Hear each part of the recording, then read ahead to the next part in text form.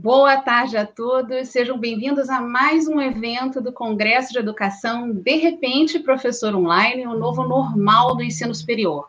Eu sou Ana Simões e serei a anfitriã de hoje. Bom, para vocês que não acompanharam a gente nos eventos dos dias anteriores, a gente informa que esse congresso ele é patrocinado e organizado pelo GEM, Grupo Editorial Nacional, o maior grupo de conteúdo técnico, científico e acadêmico do país.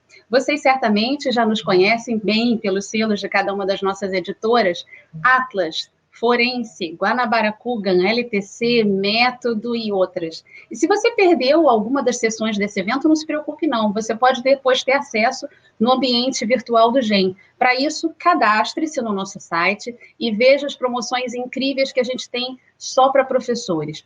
Eu queria aproveitar a audiência de vocês para esclarecer algumas dúvidas que surgiram dos participantes ao longo desses dias do evento. Então, a gente teve algumas dúvidas, por exemplo, referente à lista de presença. Bom, não haverá lista de presença, tá? A inscrição, ela já confirma a sua participação, não se preocupe. Com relação à transmissão, o evento está sendo, como vocês estão vendo, transmitido pelo YouTube do GEM Atlas. E o link vai ser enviado algumas horas antes da primeira palestra de cada dia. E no nosso site você também tem o link do dia. Sobre os certificados, também apareceu bastante. Todos os inscritos e somente os inscritos vão receber o certificado. Ele é gratuito e vai ficar disponível no nosso ambiente virtual de aprendizagem, o AVA. Já na próxima semana, a gente vai enviar um e-mail com todas as instruções para você obtê-lo. Os vídeos, assim como o certificado, todo esse conteúdo do evento vai ficar disponível também no AVA para você assistir sempre que você quiser. Com relação ao e-mail de confirmação, também é importante a gente relembrar. O assunto, pessoal, do e-mail de confirmação de inscrição é: sua inscrição no Congresso do GEM foi confirmada. É essa a mensagem. Esse e-mail é enviado no mesmo dia da sua inscrição. Então, se ele não tiver na sua caixa de entrada, dá uma olhada naquela caixa de spam ou naquelas abas que tem lá na nossa caixa de entrada, né? Promoções, social, pode ser que esteja por lá. Uma outra coisa que apareceu também, que achei relevante trazer aqui para vocês, um outro ponto que está gerando muita dúvida, é com relação ao cadastro no site do GEM. Pessoal, funciona assim: você realiza o seu cadastro, a nossa equipe de relacionamento, ela precisa mais ou menos até de um dia útil para poder aprovar. E aí o sistema resolve e aprova, fique tranquilo, portanto, porque a gente está trabalhando o mais rápido possível para você ter essa aprovação. E lembrando, se você tiver, claro, qualquer outra pergunta, dúvida, entre em contato com a gente pelas redes sociais ou pelo e-mail faleconosco@grupogem.com.br. Então, sem mais delongas, agradeço a vocês todos que se inscreveram para participar dessa troca de experiências sobre o tema impressões e experiências de ser professor online. Sem mais delongas, vamos começar. Convido para mediar o evento dessa tarde Camila Amadi, diretora do curso Fórum. Camila, muito boa tarde, muito obrigada pela sua presença. A palavra agora é toda sua. Obrigada, Ana. Muito boa tarde. É um prazer imenso estar aqui com você para iniciar esse terceiro dia do nosso congresso. Esse evento incrível que já trouxe tanta contribuição positiva para o nosso novo cenário educacional, né? Sejam todos muito bem-vindos e bem-vindas à nossa oficina. É um prazer imenso tê-los conosco. Como a Ana disse, meu nome é Camila Amadi, eu sou responsável pelo núcleo de concursos do GEM, onde estão alocadas a editora Método e o curso Fórum. No curso Fórum, nós atendemos o público universitário e de capacitação profissional, com cursos presenciais e online. E nós também enfrentamos diversos desafios nesse período complicado que a pandemia nos colocou. O nosso objetivo aqui na oficina é trocar experiências e impressões sobre como é ser professor online nesse momento. Para isso, nós convidamos 3 professores que fazem parte do corpo docente do Fórum. Então, é com muita alegria que eu convido para entrar na nossa sala o professor Paulo Nasser. Ele é mestre em Direito pela Universidade Federal Fluminense, pós-graduado em Direito Corporativo pelo IBMEC e em Direito Tributário pela Estácio. O Nasser é professor de graduação e pós-graduação há 18 anos e é nosso professor lá no curso. Tudo bem, Nasser? Tudo bem, Camila. Muito obrigado pelo convite. Convido também para integrar aqui a nossa sala o professor Vitor Stucchi. O Vitor é doutor, mestre e bacharel em Direito pela PUC São Paulo, professor de graduação e pós-graduação há 15 anos. Oi, Vitor, tudo bem? Tudo bem, Camila? Boa tarde, professor Paulo Nasser. Boa tarde. E eu convido também o professor Rafael Mendonça. Ele é mestre e doutorando em Direito pela Universidade do Estado do Rio de Janeiro, professor dos cursos de graduação e pós-graduação em Direito da PUC-Rio, professor dos programas de pós-graduação da UERJ e da Universidade Cândido Mendes. Boa tarde, Rafael. Boa tarde, Camila. Um prazer estar aqui. Boa tarde, Paulo, Vitor. Boa tarde. Boa tarde a todos. Sejam todos muito bem-vindos. E eu gostaria de lembrar você que durante a apresentação dos nossos professores, vocês podem enviar perguntas pelo chat aqui do YouTube. Nós vamos selecionar algumas mais recorrentes para respondê-las ao final da oficina. Muito boa tarde para todos vocês e uma excelente oficina. Agora eu deixo a palavra com o professor Paulo Nasser, que vai iniciar aí a nossa oficina.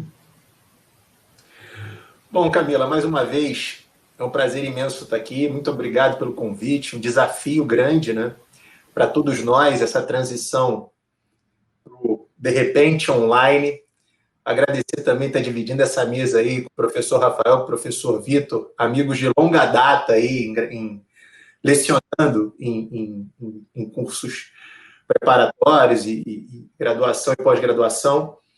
E saudar a todos que estão nos assistindo. Eu acho que eu também sou um ouvinte desse congresso. Eu penso que todos que estamos envolvidos com a educação, seja ela em que grau for, estamos preocupados com essa nova passada que a Covid-19 impôs a todas as relações de ensino. Na verdade, eu já participei de várias reuniões e a grande dúvida era quem deveria tocar o processo de digitalização da empresa, se era o CEO, se era um gerente, se era um diretor. E o processo de digitalização veio por conta de um vírus que impôs a gente essa quarentena, mas que, na verdade, fomos salvos pela tecnologia, né? Eu acho que a grande característica que a gente pode ressaltar disso tudo é que a tecnologia permitiu e está permitindo que a gente continue ministrando aulas. Se não fosse ela, nós não estaríamos nem aqui batendo esse papo com gente assistindo. Aliás, eu estava olhando aí a audiência do Congresso, realmente são números gigantescos, né? 20 mil, 30 mil pessoas assistindo. Eu estava conversando com o Vitor antes da reunião começar, que eu não sei se eu estou dando uma aula, fazendo uma palestra, um comício, porque eu nunca falei para tanta gente assim na minha vida. É um prazer imenso e um desafio muito grande. Na verdade, a André Ramal, que abriu o Congresso, falou de mudanças de hábitos, né? E que, na verdade, muitos hábitos, os professores acabam agregando hábitos ao longo da vida, e essa mudança de hábitos ela é sempre algo que dá trabalho, que causa, que depende de um esforço nosso. E eu acho que a gente está aqui nesse bate-papo justamente para trazer isso. E vou já começar falando o seguinte: embora eu já dê aula em plataformas digitais há muitos anos, para mim foi um grande desafio essa coisa de lecionar em casa, da plataforma de casa. Ou seja, uma coisa era a gente ir para um estúdio, que a gente grava lá, por exemplo, no curso Fórum ou em universidades, em EAD, a gente ir para um estúdio, ter toda uma equipe, de repente a gente ter que fazer tudo isso de casa, com a família confinada, foi para mim também um grande desafio. E vejam, eu já estou nessa coisa de aula online há algum tempo, então ainda que, eu fico pensando, né, se para quem já está nesse processo foi um grande desafio, imagine para quem nunca ministrou aulas. Eu acho que esse congresso está sendo até agora muito enriquecedor, até para nos trazer técnicas, perspectivas, cenários que são importantes para a gente poder construir aí a nossa caminhada. E o desafio que me foi feito pela Camila foi falar sobre essa experiência do professor online. E aí, quando ela me fez esse desafio, eu tentei construir na minha cabeça quais foram as minhas angústias, as minhas necessidades, as minhas perspectivas, quando, de repente, eu me vi confinado e tive que fazer essa transformação para online, com todo o equipamento que eu precisei, né, adaptar ou ter, e com todas as angústias da vida acontecendo dentro da mesma casa com a minha família, que também se tornou online, né? Meus filhos assistem aula pelas plataformas online, minha esposa trabalha online, então é um grande desafio para todo mundo trabalhar junto ao mesmo tempo e de forma digital. E aí eu trouxe alguns slides que é para eu construir junto com vocês esses desafios que eu consegui visualizar e essas experiências que eu quero trocar com você. Na verdade, essa transformação, na minha perspectiva, né, foi uma transformação tridimensional. A gente passa aí por esse desafio desse novo presente dentro daquilo que eu estou chamando aí de tridimensionalidade das transformações. Em que dimensões essa mudança, pelo menos, mexeu com a minha vida e eu quero compartilhar porque acredito que possa também ter mexido com a de vocês. Uma dimensão estrutural, uma dimensão humana e uma dimensão pedagógica. Tudo isso dentro do funil trouxe esse novo presente aí para a gente, essa nova construção pedagógica de aulas e de vida, na verdade, que a gente está vivendo. A gente está passando uma grande transformação de vida, né? E começando a falar dessa transformação estrutural. Ontem, o professor Daniel Ramos Nogueira, ele trouxe uma palestra, e, aliás, quem não assistiu a palestra de ontem, de 13h de ontem, eu indico vivamente que assista, porque ele trouxe detalhadamente aquilo que se precisa para se fazer uma aula online hoje. Então, investimentos em tecnologia, equipamentos, mesa, iluminação, cadeira. Eu, aqui em casa, por exemplo, eu me mudei há pouco tempo da minha casa, e eu não tinha um espaço para mim. Na antiga casa onde eu morava, eu tinha um escritório com meus livros, tanto que ainda não consegui nem trazer meus livros para cá, porque eu não tenho um escritório.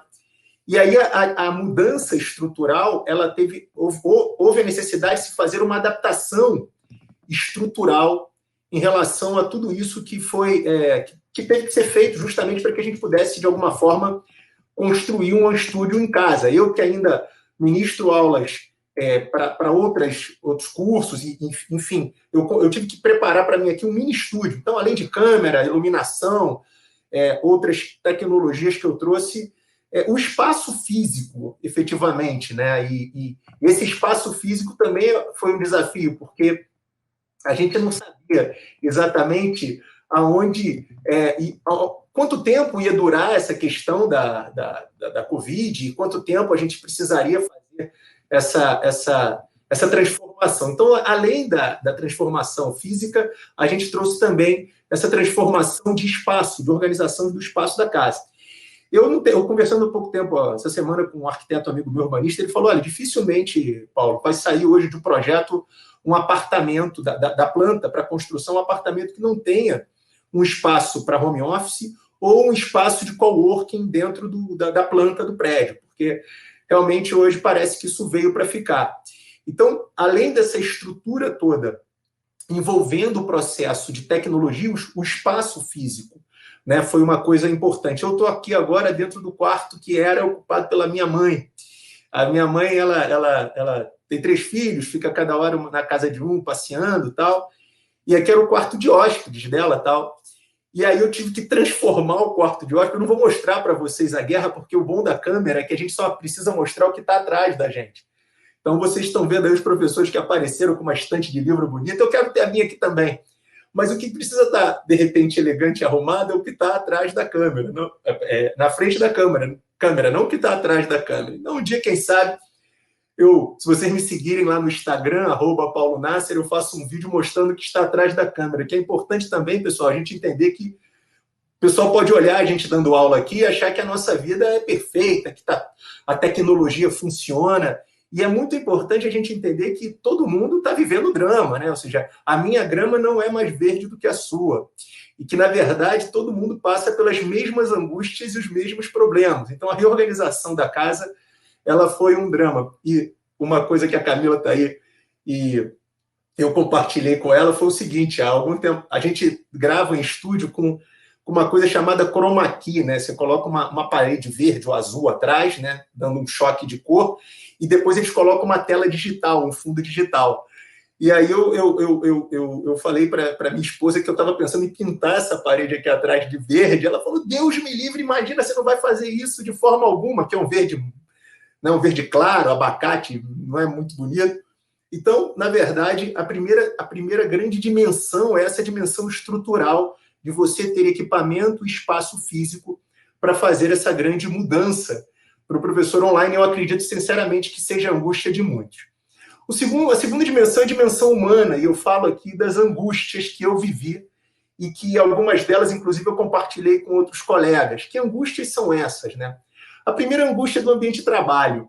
Quando, de repente, eu me vi professor online em casa, precisando compartilhar espaço com a minha esposa e com os meus filhos estudando à tarde, em homeschooling, o computador com áudio aberto, a professora falando, a minha esposa trabalhando na mesa da sala, eu também, uma guerra civil, né? Uma coisa horrorosa. Então, eu acho que essa transformação, ela passa também por a gente entender esses espaços, entender esses mecanismos, né, de divisão de espaço, de organização de espaço, para que a gente consiga fazer a aula. Antes mesmo de começar a aula aqui, eu falei com a minha família, né? Meus filhos estão tendo aula, tal, minha esposa está trabalhando lá, mas de vez em quando é aquilo, né? A criança faz malcriação, diz que não vai fazer, a mãe briga, copo quebrando, criança chorando, cachorro latindo, né?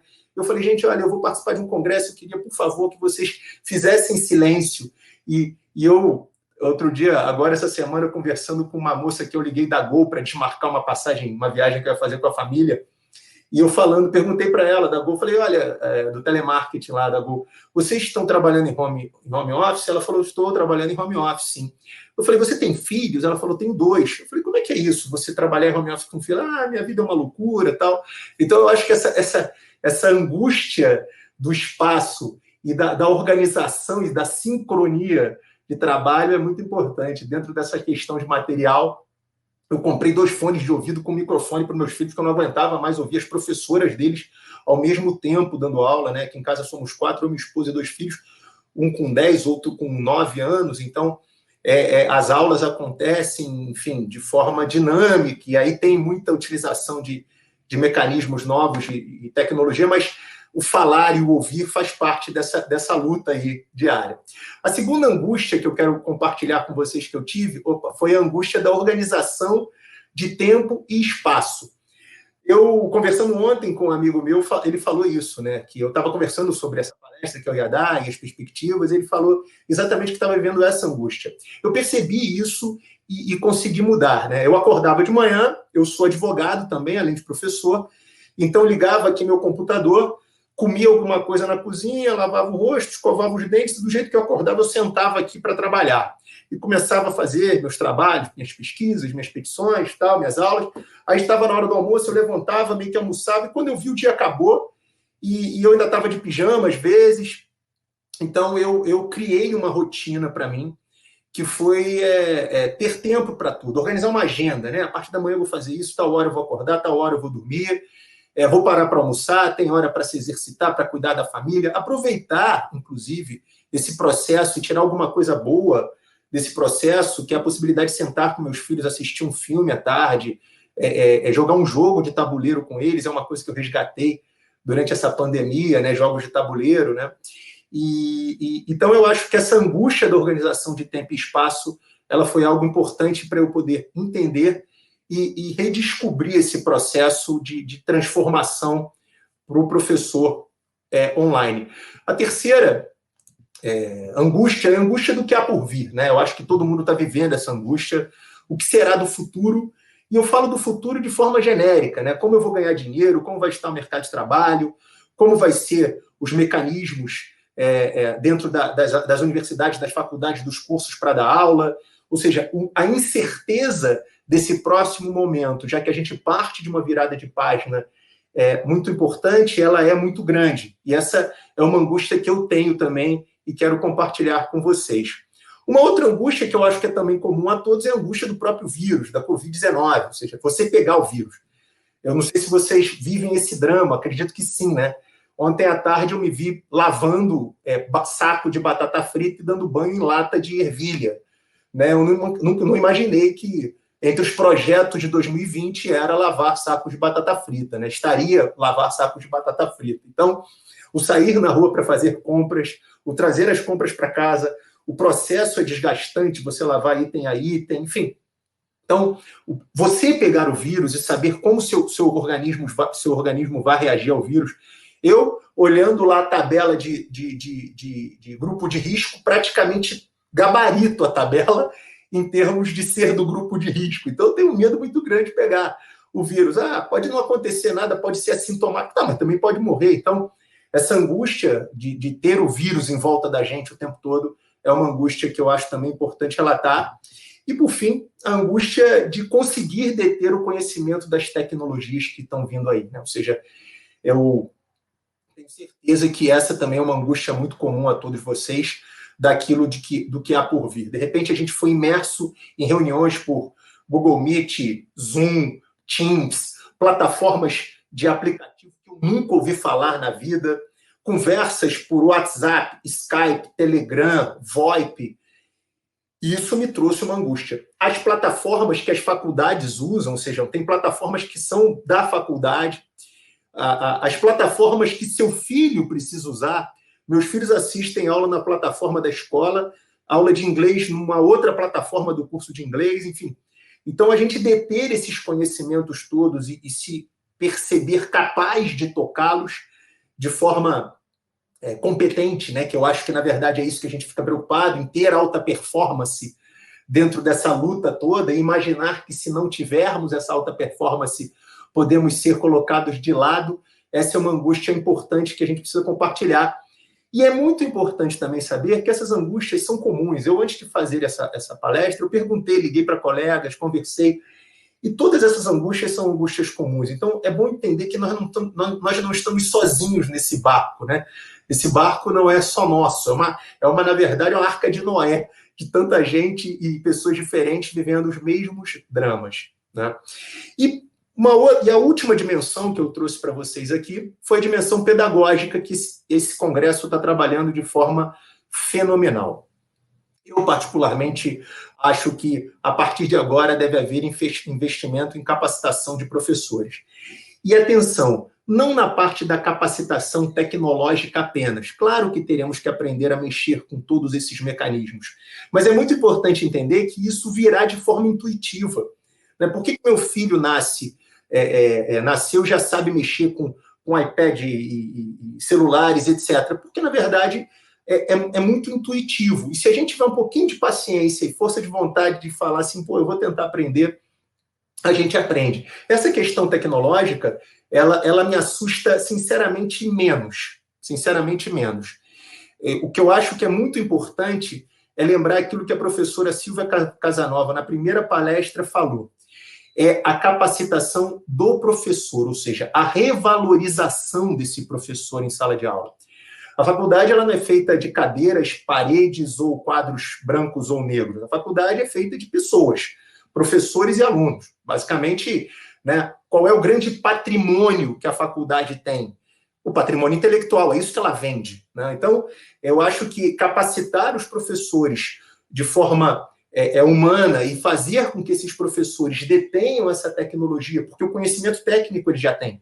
É só a gente entender como precisa ser feita essa nova aula. É só a gente entender como a gente laça esse aluno do outro lado e faz com que ele se interaja com a gente de forma diferente do que fazíamos em sala de aula, né? Em sala de aula, você está olhando no olho do aluno, aquele aluno mais rebelde, que cria o tumulto, você chama ele para você, né? Eu tinha essa tática. Quando eu percebi que tinha um aluno mais problemático em sala de aula, eu chamava ele e já dava um cargo para ele. Falei, meu irmão, eu preciso aqui de um líder para liderar um estudo de grupo, e eu acho que você é o cara, eu preciso da sua ajuda, e o cara já fica teu amigo. Da minha aula, ele não perturbava mais, ao contrário, sentava na primeira fila e fazia de tudo para não me decepcionar, já que eu entreguei a ele toda essa responsabilidade, né?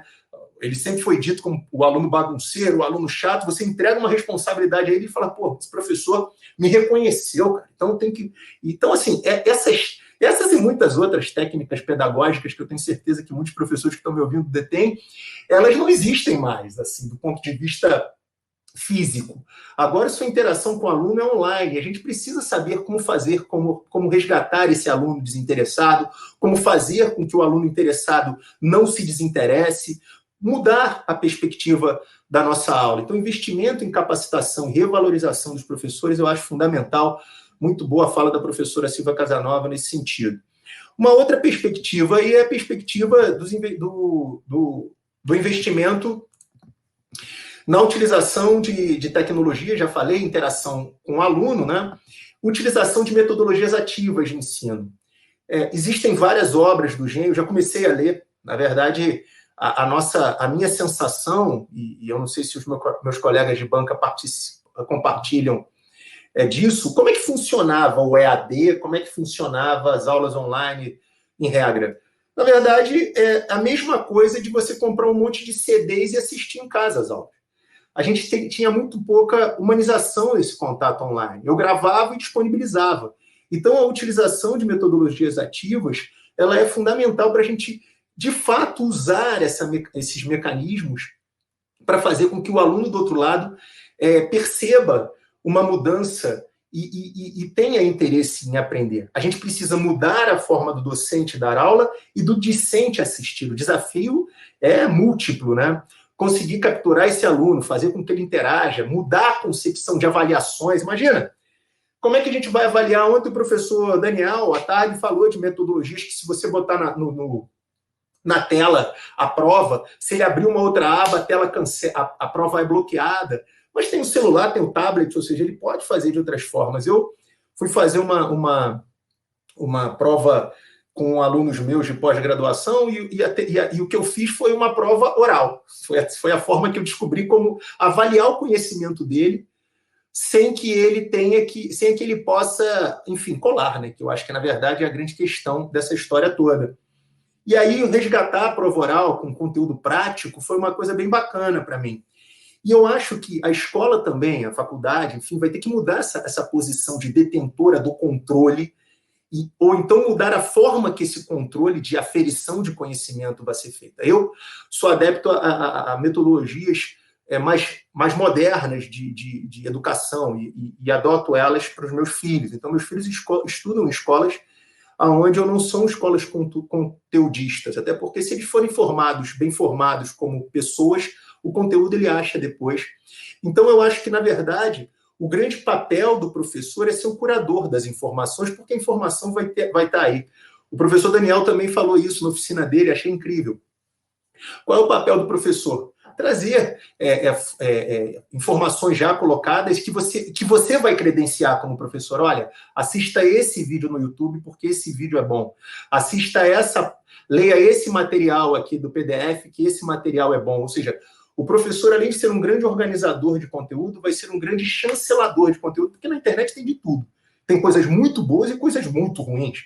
Então, acho que o papel do professor nesse processo pedagógico é exatamente fazer essa mudança e ser transformado num curador de informações que a gente vai viver a partir de agora. Eu, particularmente, acho, também foi falado isso nas partes anteriores, que a gente tem que humanizar e investir.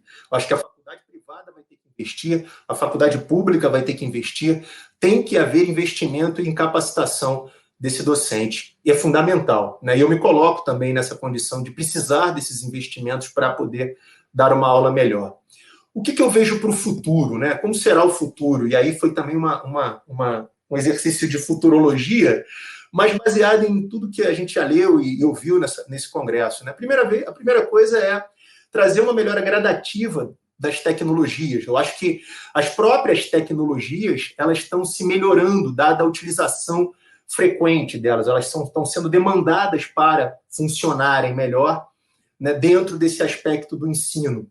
E, como tudo é muito intuitivo, a melhora dessas tecnologias fazem com que a gente também tenha uma uniformização de tecnologia. Eu acho que, no início, eu falei para vocês uma coisa que muito me angustiava, era, hoje eu vou ter reunião pelo Zoom, pelo Google Meet, vou ter uma live pelo Instagram, vou bater um papo no YouTube, ou seja, dezenas de plataformas que eu tinha que entender para funcionar, para entrar. E eu acho que, na verdade, e pior, né, as formas de comunicação, né, WhatsApp, Telegram, e eu descobri que tem outras formas de comunicação que as empresas... Não, aqui a empresa está trabalhando com esse mecanismo de comunicação. E hoje eu vejo que já está acontecendo uma uniformização, uma única plataforma e uma única fonte de comunicação para não ter ruído, enfim. Eu acho que vai ter também uma questão envolvendo aí uniformização das tecnologias, já falei, adaptação a um trabalho híbrido. O professor Celso Disquier, quando falou no primeiro dia de abertura, falou da hibridez, eu também não tenho dúvida disso. Eu acho que a tecnologia veio para ficar. Dificilmente, depois disso tudo, voltaremos a ser normais, ou seja, o normal será um outro normal, como está se usando aí um novo normal. Eu, particularmente, não gosto muito dessa frase, mas, enfim, virou aí a forma de se referir a esse momento. E eu acho que a gente vai estar presencialmente para trazer algo a mais, brilhar, sabe? Fazer aquilo que a gente não conseguia fazer durante as aulas, fazer com que a gente interaja melhor com os alunos. Então, eu acho que vem aí, sem dúvida, o processo de hibridez, adaptação da rotina da família. Aqui em casa já se adaptou, ou seja, eu fico num quarto, que é esse, minha esposa fica no outro quarto, nosso quarto. Eu tenho um filho que fica no quarto deles e o outro que estuda na sala, todos com portas fechadas, fones de ouvido. Então, a gente consegue criar uma rotina de vida mais sincronizada, e isso faz com que a vida se torne melhor nesse sentido. E eu acho que a gente tem que buscar ganhos com relação a tudo isso, né? Ou seja, o que a gente está ganhando com essa pandemia? Em vez da gente só buscar coisas ruins, o que a gente está conseguindo fazer o que não fazia, né? Então, eu acho que essa é uma lógica importante. Por fim, uma nova forma de interação das empresas de ensino com seus profissionais e alunos. E eu acho que essa é a grande deixa aí desse processo todo. Ou seja, os alunos não poderão mais ser olhados como commodities, os professores não poderão serem olhados apenas como uma peça de substituição. Tem que haver investimento, e esse professor em que se investiu nele, ele se tornará um professor importante, porque o outro que entrar vai precisar ser investido, também ter investimentos. Então, uma nova relação dos professores com a universidade vai se impor, e eu acho que já está se impondo. Vai se ter uma seleção aí daqueles que estão afim mesmo, dos que não estão muito afim. E, acima de tudo, uma nova relação com os alunos. O aluno pode ser commodity. Eu acho que esse processo de humanização vai fazer com que o diferencial seja o aluno, né? E qual é a grande questão? Todas as faculdades vão ser online. Todas darão aula da mesma forma. Todos os alunos estarão em casa. Então, aquela lógica do aluno escolher a faculdade mais perto do trabalho dele, a faculdade mais perto da casa dele, a faculdade... Na verdade, o que ele vai colocar na ponta do lápis é quem vai me entregar melhor conteúdo, quem vai fazer com que eu aprenda melhor, quais são as interações, e eu acho que vai ser esse o grande viés. E isso é uma mudança substancial no que tange a questão do tratamento das universidades em relação aos alunos. E eu acho que vai voltar, então, a fazer aquilo que sempre deveria ter sido feito, né? A busca do conhecimento. Eu li um livro agora recentemente, não tão recentemente, já tem 1 ano e meio, e eu indico a todos, sempre que eu posso estar indicando, porque foi um livro que mexeu comigo. Há muitos anos eu não li um livro que dava aquele freio de arrumação assim na sua cabeça, sabe? E esse livro mexeu muito comigo. O livro chama-se Sapiens, um best-seller do autor Yuval Noah Harari. Eu já li outros livros dele, mas vale a pena começar pelo Sapiens. E dali a gente tira muitas informações acerca de sociologia, acerca de antropologia. E uma das coisas que eu extraí dali é que a espécie humana chegou onde chegou porque conseguiu trabalhar em grupo, em conjunto. O individualismo levaria à extinção da espécie. E eu acho que a gente vivia um movimento muito individualista. E eu acho que esse grande freio de arrumação vai fazer com que se busque a necessidade de se construir algo coletivamente novamente. Eu acho que a faculdade e os mecanismos de ensino entram de forma brilhante aí nesse processo, né? Eu, particularmente, acho que vai ser uma página da nossa história. E eu quero, pessoalmente, me orgulhar muito de ter participado desse processo, e acredito que muitos que estejam me assistindo agora também. Eu quero, daqui a uns anos, olhar para trás e falar, olha, eu fiz parte dessa transformação. Eu quero mostrar isso para gerações futuras. A gente fica sempre falando, no futuro, o futuro chegou, somos nós, é agora, e a gente está com uma oportunidade incrível nas mãos. E eu acho que a gente deveria, sim, aproveitar ela. Eu vou terminar a minha fala com uma frase que eu tirei de uma fonte não muito altaneira, né? Mas é uma frase que eu estava assistindo um filme com meu filho, ouvi essa frase e falei, é isso. Na verdade, a frase é essa. O passado é história, o futuro é mistério, o agora é uma dádiva, e é por isso que se chama presente. Essa frase, senhores, que mexeu comigo quando eu ouvi, eu tirei do filme Kung Fu Panda. O mestre Shifu trouxe lá essa frase, eu achei incrível, e ela se encaixa nessa história toda aí que eu contei para vocês como uma luva. Queria muito agradecer a oportunidade de ter falado com vocês aqui, batido esse papo. Eu acho que a gente precisa, sim, trocar o quanto mais possível ideias, a gente trocar informações, é um momento da gente se unir, um aprender com o outro, e a gente vai sair bem dessa, tenho certeza absoluta. Meu pessoal, quem quiser falar comigo, meu Instagram é @paulonasser, meu direct está à disposição. Eu sou professor de Direito Constitucional, Ciência Política, então quem quiser falar sobre essas mudanças, trocar informações, fique à vontade, tá bom? Estou aqui para ajudar e bater papo com vocês. Muito bom, excelentes colocações. Você comentou sobre a alteração estrutural do seu espaço, né? E eu vi aqui algumas pessoas dizendo que passaram pela mesma coisa, outras dizendo que estão trabalhando mais agora, enfim. É muito importante essa troca de experiência entre a gente, porque a gente acaba conseguindo se enxergar uns nos outros, né? Esse é o nosso objetivo aqui.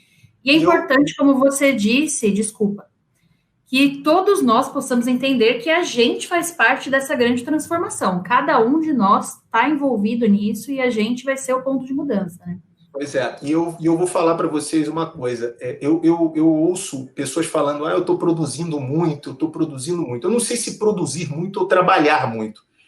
Eu não estou produzindo muito. Eu confesso a vocês, eu faço eu conto essa derrota aqui porque eu quero compartilhar essa derrota com vocês, né? Porque no primeiro momento eu olhava para trás e falava, gente, eu não estou conseguindo produzir. Eu produzia muito mais quando não tinha Covid. Porque, além de tudo, a gente tem a rotina da casa, né? Eu e minha esposa, a gente arruma a casa, cozinha, lava, tal. Então, assim, é um processo de transformação mesmo, né? Que a gente precisa compartilhar, até para as pessoas não se sentirem, pô, será que a culpa é minha? Porque a gente só ouve vitória, né? Eu estou produzindo muito, eu estou fazendo e acontecendo. E eu, particularmente, não estou conseguindo produzir o que eu tenho que produzir. Mas muito eu não consigo. É isso aí. Agora a gente vai convidar o professor Rafael Mendonça, que já está aqui na sala. Rafael, a palavra está com você. Obrigado, Camila. Obrigado, meu amigo Nasser. Uma honra muito grande estar fazendo parte de um congresso histórico, né? Acho que, pegando o gancho do que o Nasser falou, a gente realmente está fazendo história. Eu estou muito feliz de viver esse momento do nosso processo civilizatório, não só como parte integrante dele como ser humano, enfim, mas como professor, né? Eu acho que a gente está inserido num espaço de maior mudança, né? Sobretudo por conta dessa interação que a gente tem que ter com o aluno e também a forma como a gente vai trabalhar com essas novas tecnologias. E eu, na verdade, boa tarde a todos, né? Eu estou muito feliz aqui de participar do debate. Eu queria muito mais fazer da minha fala um depoimento de um professor que teve que migrar de um ambiente inteiramente presencial para um ambiente híbrido e depois um ambiente online, um EAD síncrono. Então, é mais um depoimento envolvendo as minhas angústias, que entra muito na terceira dimensão que o Nasser expôs brilhantemente, que é a dimensão pedagógica. Eu acho que de todos esses problemas que nós tivemos e obstáculos que a gente tem que enfrentar nessa nova realidade que se impõe, eu acho que a questão pedagógica, a meu ver, assim, o problema mais complexo, o obstáculo mais difícil da gente atravessar. Claro que o obstáculo estrutural, né, eu tive que também reinventar o meu espaço, obstáculo humano, né, enfim, de relações familiares, interpessoais em geral. Agora, a questão pedagógica, professor, tem sido uma angústia minha desde lá dos idos de 2006, 2007, em 2009, 2010, eu lembro que eu dei a minha primeira aula online, né? E ali era um momento de discussão enorme. Só que agora, parece que a gente está vivendo um momento novo, porque isso se impôs de uma forma tão integral nas relações que o professor tem com o seu aluno, que as discussões parecem que são novas, e a gente já vem dando aula na modalidade online há 10 anos. Eu me vejo hoje ainda refletindo de que forma essa interação, de que forma essa pedagogia do online, ela pode se impor da melhor maneira possível. E aí eu separei, gente, 4 obstáculos nesse meu processo de migração de um ambiente presencial para um ambiente híbrido, para um ambiente online. 4 obstáculos que me frustraram muito e frustram até hoje, porque eu tento cada dia ultrapassá-los, que eu queria dividir com vocês. Um primeiro problema que eu encontrei foi o reconhecimento de que novas ferramentas, elas chegaram e não tem como a gente mudar isso. Eu lembro que em 2009, 2010, numa reunião de professores de uma instituição de ensino superior que eu dava aula, uma professora estava angustiada e sugeriu que a faculdade proibisse que os alunos entrassem em sala com laptop e celulares, porque ela achava que os alunos, copiando a aula ali em laptop, estariam, na verdade, ali consultando e-mail, falando no telefone por mensagem, consultando outros sites aleatórios à aula, enfim. Então, ela queria que aquilo fosse proibido, porque estava, na verdade, atrapalhando um processo educacional. E um outro professor logo se impôs e disse, olha, essa é a ferramenta de trabalho dessa nova geração. O Nasser falou ali dos filhos, enfim, que já, o pessoal com 3, 4 anos de idade já consegue mexer no celular, é impressionante. Então, imagina um aluno de graduação, não vai assistir uma aula com laptop, não vai assistir uma aula com celular, isso não tem como a gente combater esse processo.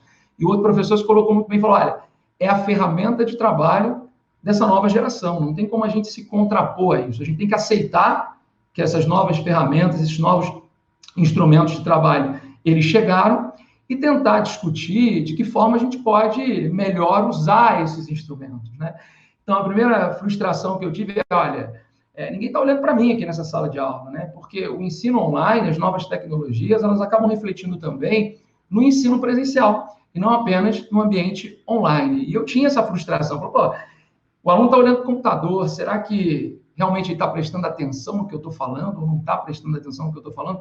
Então, minha primeira frustração, e que eu acho que a gente tem que superar enquanto potencial obstáculo, é que essas novas ferramentas existem, essas novas ferramentas, elas não vão retroceder, e a gente não tem que combatê-las, mas sim avaliar de que forma a gente pode tirar o melhor dessas ferramentas. Então, as novas tecnologias, a meu ver, elas acabam mediando a comunicação nessa cultura nova de tecnologia, o que muitos autores chamam aí de cybercultura, né? Então, as novas tecnologias vão mediar o processo de produção do conhecimento nesse novo ambiente que surge, né?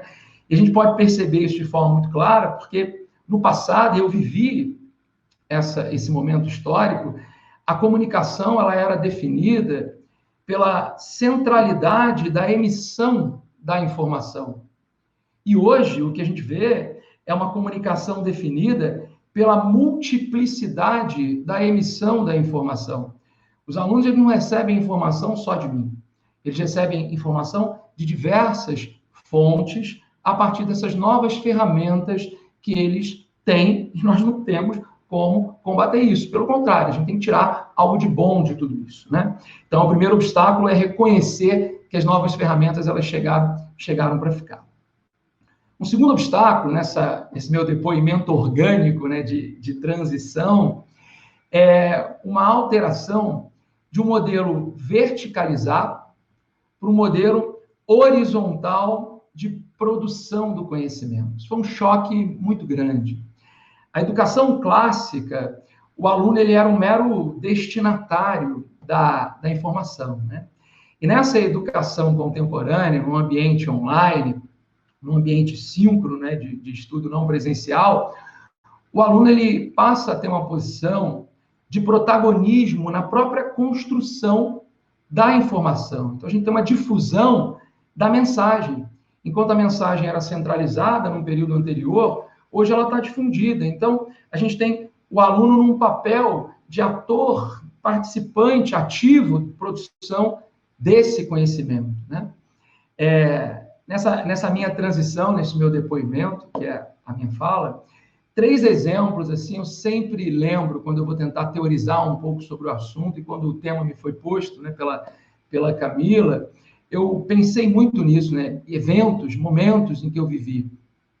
Um primeiro exemplo, assim, que eu penso muito nessa verticalização migrando para uma horizontalização, é que quando eu chegava em sala, né, eu costumava, olha, anotem o conceito, né? Enfim, eu vou ditar aqui um conceito.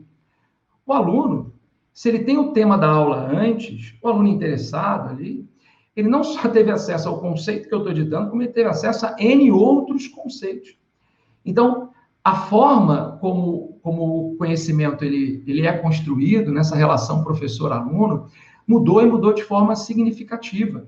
Então, eu entrava em sala, anotem o conceito. Quando eu entro em sala hoje, falo, anota aí esse conceito, a minha área é o direito civil e o direito do consumidor. Então, anota o conceito de contrato de compra e venda. Ninguém olha para a minha cara, né? Vocês não querem saber disso, desse modelo formal. E isso mexe até com a forma que você vai avaliar esse aluno, né?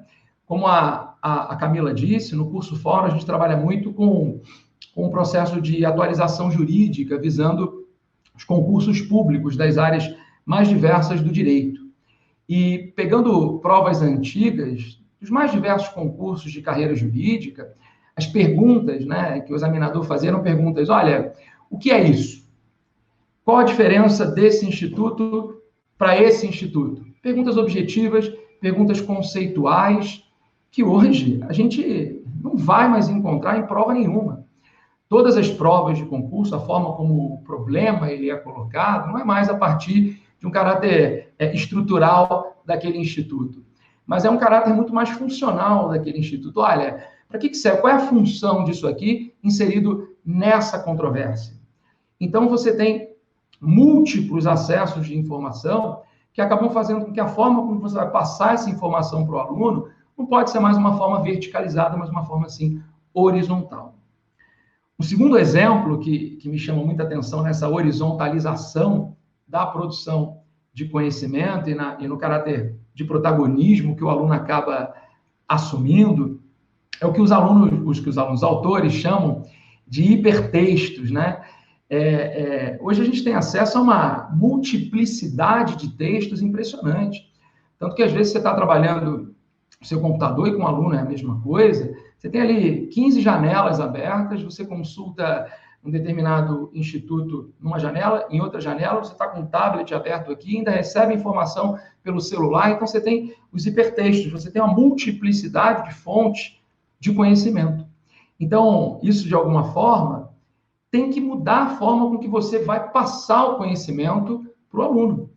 Eu estava, hoje, quando preparo uma aula, eu estou, ao mesmo tempo, com um site do Superior Tribunal de Justiça aberto, do Tribunal de Justiça do Rio aberto, estou com um texto de uma doutrina específica aberto, estou com o site do Conselho da Justiça Federal aberto, então estou pegando informação de vários textos e fontes distintas, e isso também acontece com o aluno.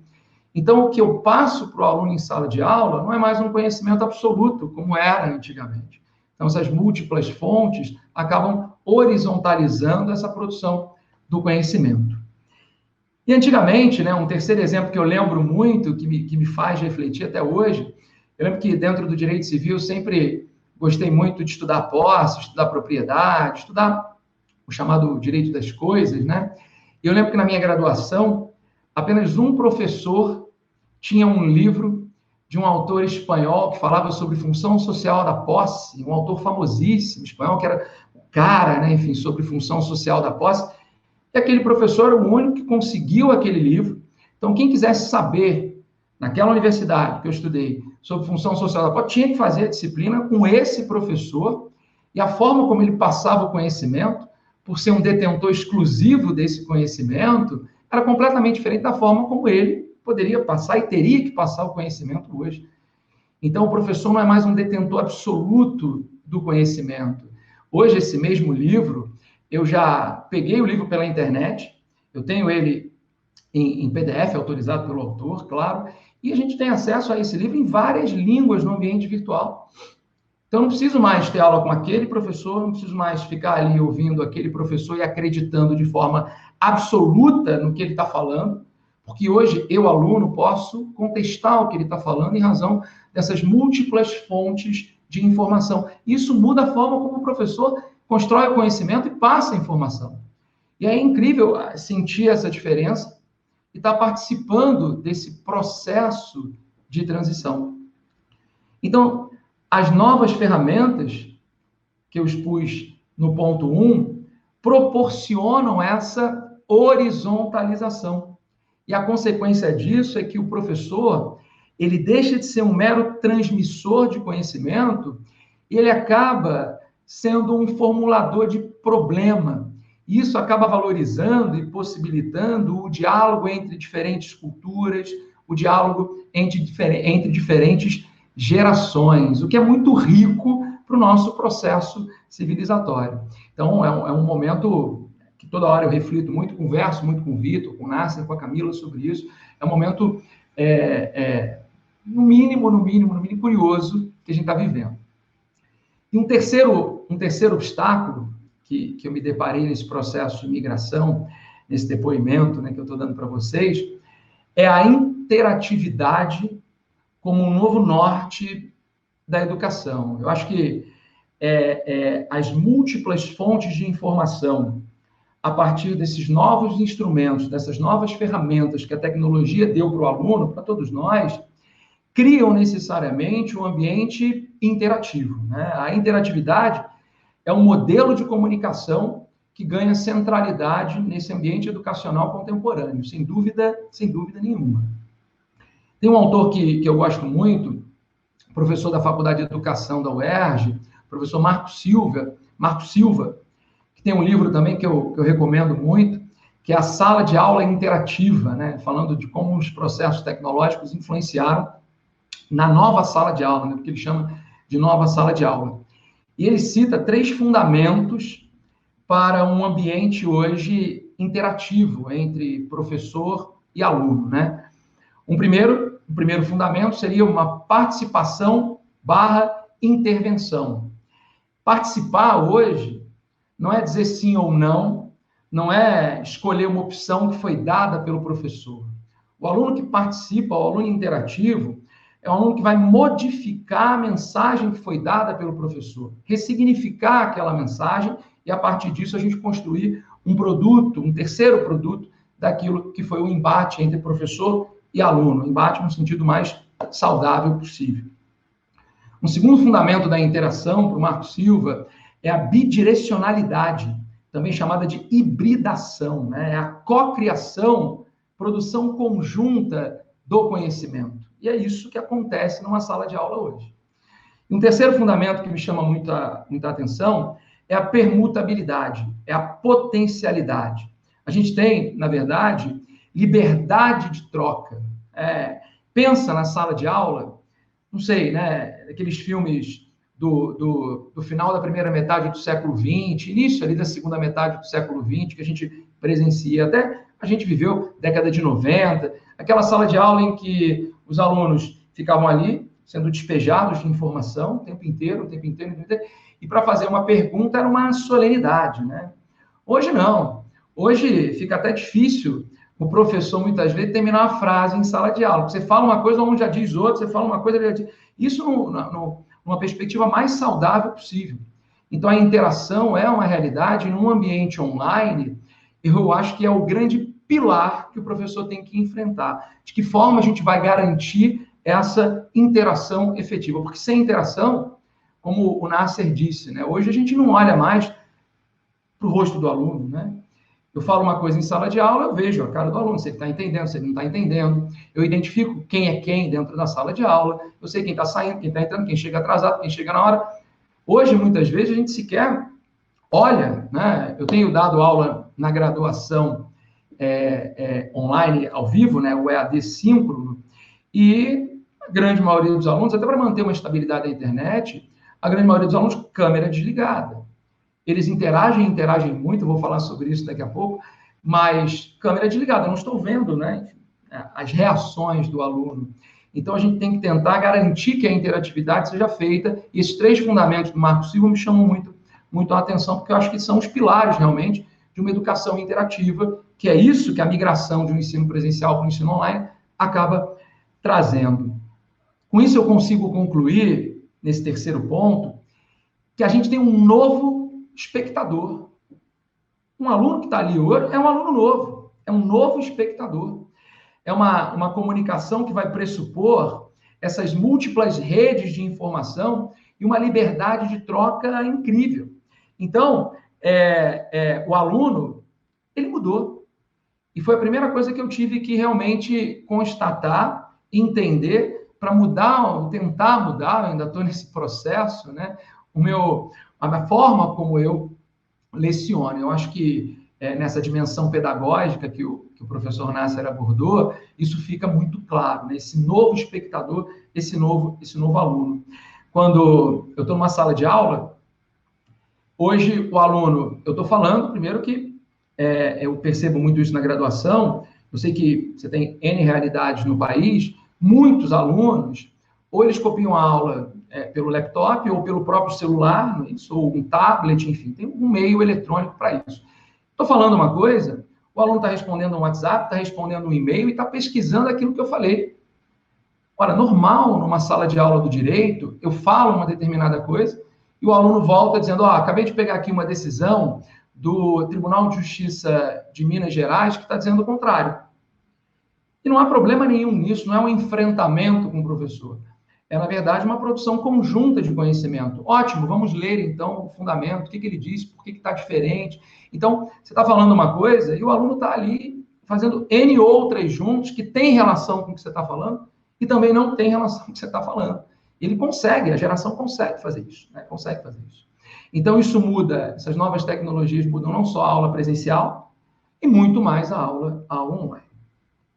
E o quarto ponto que eu trago de obstáculo, para caminhar já para o fim, é que se a gente tem novas ferramentas que geram uma horizontalização na produção do conhecimento, em razão das múltiplas fontes de informação, e o aluno, a educação é uma educação interativa, as interfaces com o aluno, elas têm que ser trabalhadas pelo professor inevitavelmente. Os meus queridos amigos Vitor, Nasser e Camila sabem o quanto eu tinha muita resistência em aderir às redes sociais. A rede social é uma excelente interface com os alunos. O meu Instagram, quem quiser continuar esse debate, enfim, é prof.rafaelmendonça, é um Instagram que eu uso especificamente para manter contato com meus alunos. E é impressionante a interação deles com relação aos temas jurídicos que eu coloco no Instagram. Eu não posto absolutamente nada na minha vida pessoal, mas posto decisões interessantes, posicionamentos jurisprudenciais. Quando sai uma lei nova, eu posto um vídeo comentando. E é natural para esse novo aluno, com uma postura interativa, pegar o celular e, vou estudar compra e venda, vou ver o Instagram do professor tal. Coisa natural, imagina. Eu vou no Facebook do Nasser porque eu quero ver se ele tem algum vídeo sobre controle de constitucionalidade. É natural. Então, se a gente tem um ambiente hoje interativo, as interfaces, elas cada vez mais devem ser exploradas pelo professor. E a interface rede social, eu tenho visto como um excelente caminho para isso. Para concluir, eu acho, né, enfim, como o Nasser disse, futurologia, mas percepções que eu tenho dessa caminhada, né, dessa migração de um professor presencial para um professor online.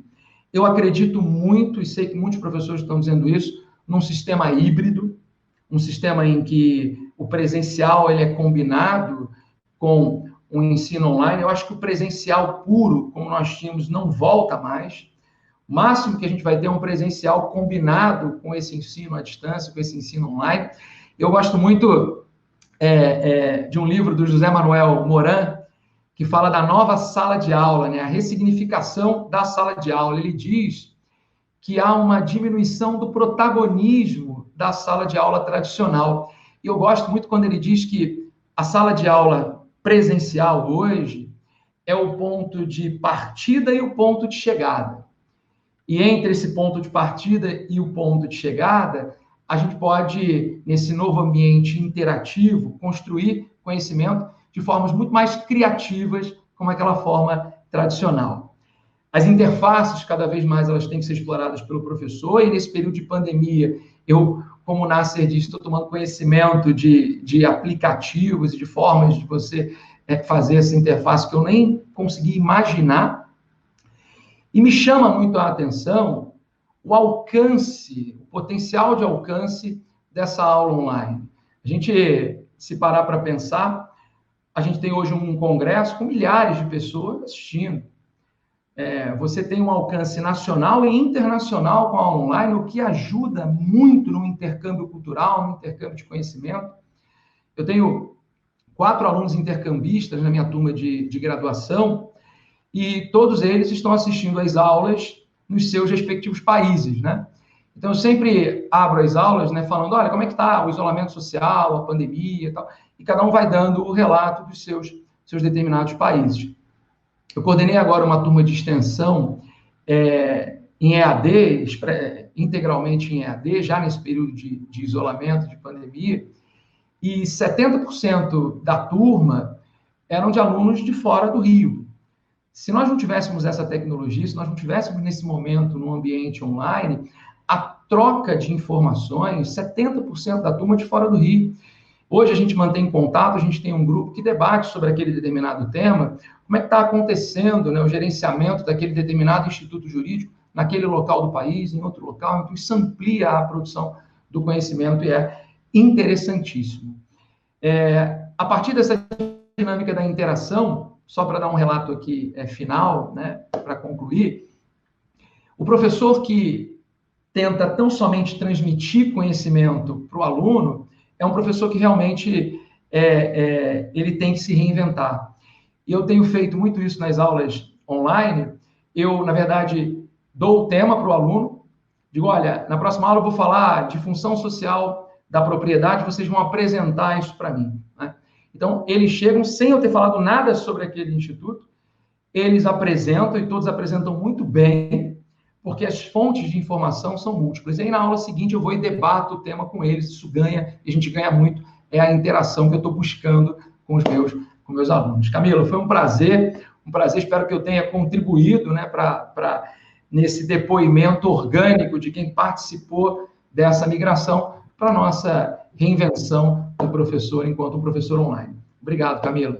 Foi excelente, sim, sem dúvida, foi excelente. Agora, caminhando para o final, vou convidar o professor Vitor Stuck para compartilhar com a gente as experiências dele também. Boa tarde, então, a todos. Muito obrigado, Camila. Parabéns pela explanação tanto do professor Paulo Nássio quanto do professor Rafael Mendonça. Sou fã desses dois professores. E eu, pensando um pouco, né, até nessa fala do professor Paulo Nássio, relacionada a essa questão histórica, eu gosto muito dessa ideia, né, da história, né, do passado ser história, do futuro ser incerto e do presente ser uma dádiva, porque realmente é isso que nós estamos vivendo hoje, uma transformação paradigmática na história da humanidade.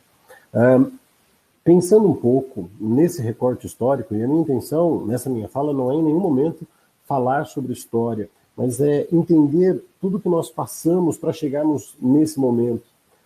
Pensando em dois grandes pontos, na questão da educação e na questão da tecnologia, que foram dois pontos importantes, dois pilares que o professor Paulo Nássio mencionou, nós temos uma conclusão envolvendo, primeiro, a questão educacional. Se a gente voltar no tempo, pensem assim, na antiguidade clássica, aquele conceito da paideia grega, de poucos serem aqueles que efetivamente estudavam, enfim, o homem grego era o único que estava inserido naquela realidade. Aquilo não era para as mulheres, não era para os escravos, não era para os povos conquistados. E aí, numa evolução da história da humanidade, num segundo momento, a gente se depara com o conceito da escolástica na Idade Média, os mosteiros responsáveis por uma ideia de continuidade de educação, até que a gente chega no momento já da Idade Moderna, com aquele primeiro conceito de escola pública na Prússia, em 1717,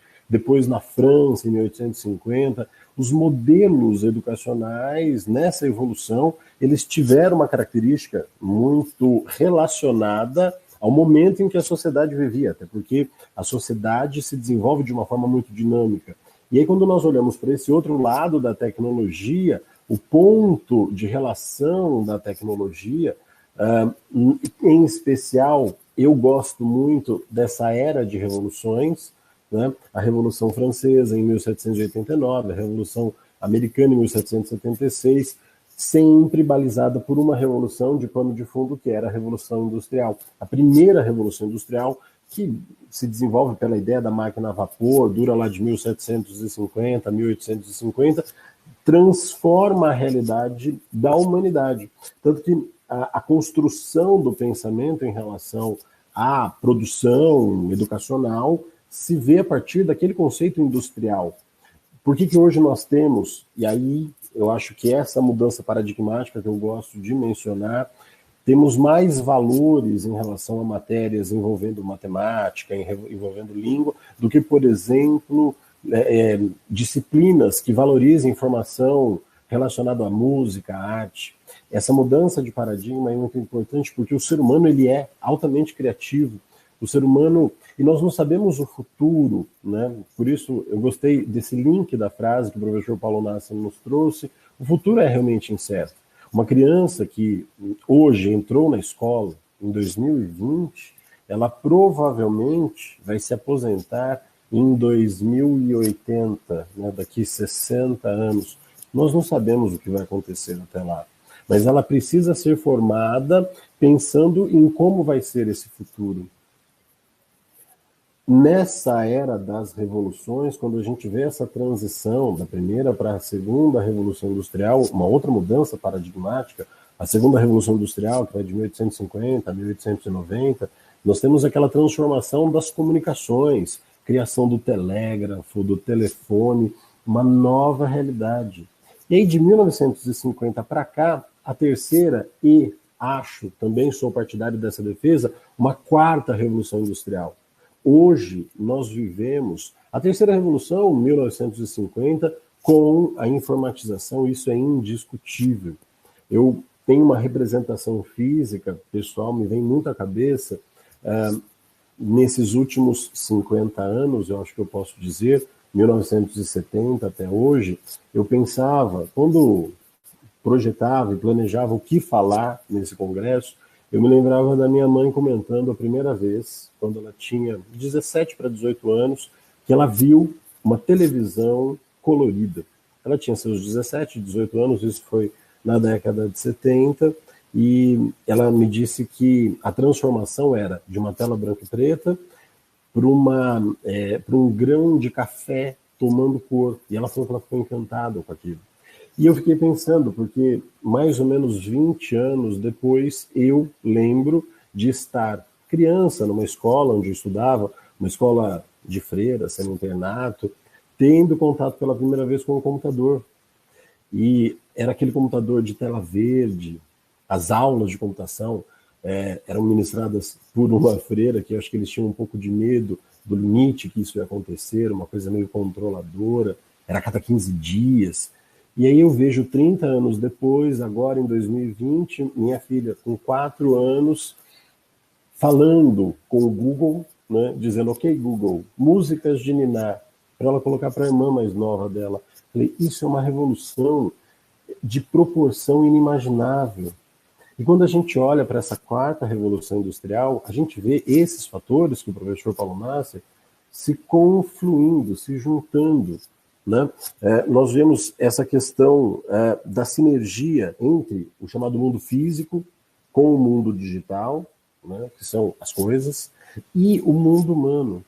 Hoje nós estamos vivendo uma confluência de interesses e de valores que nós nunca tivemos. Por isso, o meu olhar em relação a esse novo mundo que agora, a partir de 2020, certamente nós vamos viver, é uma nova realidade sem precedentes. E veja, eu não falo necessariamente em relação a essa circunstância de hoje, montar um estúdio na minha casa e poder conversar com vocês em qualquer lugar, não só do Brasil como do mundo. Eu estou falando da nova possibilidade de valorização das relações. Concordo com o professor Rafael quando ele fala que a visão da sala de aula presencial ela não vai mais existir exclusivamente presencial. Agora o mundo vai ser híbrido, até porque nós, da nossa geração, somos imigrantes digitais. Essa geração que está vindo, eu tenho 2 filhas, uma de agora 5 anos e uma que vai completar 1 ano agora, eles já são digitais natos, eles já nasceram nessa era digital. A visão da era digital tem que vir para contribuir. Eu tenho essa experiência como professor de ensino superior, de preparatório para OAB, para concurso, enfim. Mas eu também tenho tido, guardadas as devidas proporções, uma experiência com a minha filha, no seu ensino agora de alfabetização. E o que eu acho encantador é a possibilidade de ampliar o mundo dela a partir da nossa casa. Quando nós tínhamos, por exemplo, uma pesquisa a ser feita de qualquer assunto, o local para pesquisa era a biblioteca, os livros são catalogados com uma organização muito bem feita, mas o processo todo é muito demorado. Hoje, se ela tem dúvida em relação a um determinado animal, que ela vai escrever o nome, mas que ela pode nunca ter visto, é só consultar em qualquer site que ela vai visualizar. O aprendizado agora está muito mais palpável, muito mais próximo. E essas habilidades que antes eram muito reservadas a uma sala de aula, essa verticalização que o ensino foi tomado pela ideia da industrialização agora, o papel do protagonismo do professor, como muito bem disse o professor Rafael Mendonça, toma agora outras vertentes, um outro olhar. Mas a grande preocupação que nós temos, e aí acho que essa é não a minha fala final, mas o início desse fechamento dessa nossa conversa, o professor tem que ter um olhar muito mais aberto para aquilo que ele pretende levar. Esse protagonismo deu um poder na mão de qualquer pessoa, hoje, pegar uma câmera, como eu estou aqui, com uma câmera, com alguns spots de luz, com uma estrutura de computador, poder produzir um conteúdo e divulgar isso para as pessoas. Esse que vai divulgar tem uma responsabilidade social, pessoal, em relação ao compromisso com o ensino. O professor, que antes era aquele ser responsável por uma figura muito unilateral, você chegava na sala de aula, eu lembro de uma professora de história que eu tive, nós tínhamos o costume de levantar quando ela ficasse na porta da sala antes dela entrar. Era uma referência muito bonita, uma reverência muito bonita em relação àquela pessoa, mas que hoje tomou outras proporções, e proporções boas. O professor hoje está próximo dos seus alunos numa visão de construção efetiva de conhecimento. O meio hoje digital nos permite interagir por redes sociais, por exemplo, e aí, para quem quiser, eu estou 100% à disposição. Por exemplo, o meu Instagram, meu nome fica aqui embaixo, então é simples, é Professor Victor Stuck. Pode mandar mensagem à vontade, estou de verdade à disposição. Hoje nós temos como interagir com os alunos em tempo real, qualquer dúvida que ele tem, a qualquer momento. Isso parece uma prisão, mas eu olho como uma verdadeira libertação. Os meios de comunicação nos permitem ampliar cada vez mais as nossas fronteiras, mas a preocupação que nós devemos ter é aquilo que nos aproxima muitas vezes pode nos distanciar. Somos seres coletivos, como muito bem lembrou o professor Paulo Nasser, nós não somos seres individualizados. Quando nós lemos, né, lá no Homo Sapiens, o ser humano ele não foi feito para viver isoladamente. Isso que nós estamos vivendo nesse momento de pandemia é sui generis, é atípico, e nós temos fé que isso logo vai acabar. Mas depois que tudo isso acabar, essas experiências vão se tornar experiências definitivas. Elas vão se tornar experiências que nós vamos levar para a nossa vida. Dentre elas, essa nova forma de ensino, essa nova forma de estudo, esse novo olhar de não só valorizarmos determinadas formas unilaterais de estudo, mas de pensamentos, de certa forma, um pouco mais avançados. A minha intenção não é fazer nenhum tipo de defesa para nenhuma linha pedagógica, né? Eu, particularmente, optei por colocar a minha filha numa escola bilíngue, numa visão mais construtivista, por uma ideia pessoal. Mas essa ideia não significa dizer que eu estou certo. Eu estou tentando fazer alguma diferença. E percebo que isso surte diferença quando eu vejo a modificação no olhar, na postura, na inteligência, no avanço. Essa criança hoje que começa os estudos, em breve vai atuar profissionalmente. Acho que a gente não precisa mais dessa visão exclusiva do pensamento, né? Muito cartesiano do ensino, mas agora desse pensamento mais multidirecional, numa visão de protagonismo dessas duas partes integrantes, o professor e o aluno. E o meio digital, eu acredito piamente, que é o principal, hoje, canal que nos interliga e nos permitirá avançar cada vez mais. Acho que, no tempo exíguo e já um pouco ultrapassado, consegui, resumidamente, concluir o que eu imaginava. Camila, devolvo a você, então, a palavra. Muito bom, muito bom. Excelentes colocações. Infelizmente, a gente realmente está chegando ao final do nosso tempo. Queria agradecer muito os professores Paulo Nasser, Rafael Mendonça e Victor Stuck pelas contribuições, acho que foram muito esclarecedoras, foram sensacionais, é o que a gente precisa nesse momento. E eu queria agradecer a você que ficou com a gente até agora nessa oficina. Então, a sua participação é muito importante.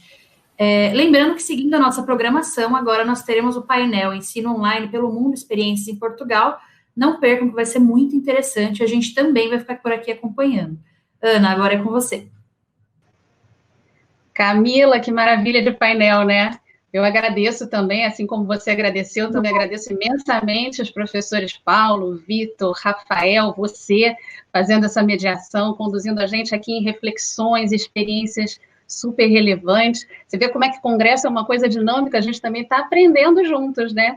E é assim, a gente vai seguir, como a Camila falou, para a nossa segunda troca de experiências, agora internacional, né?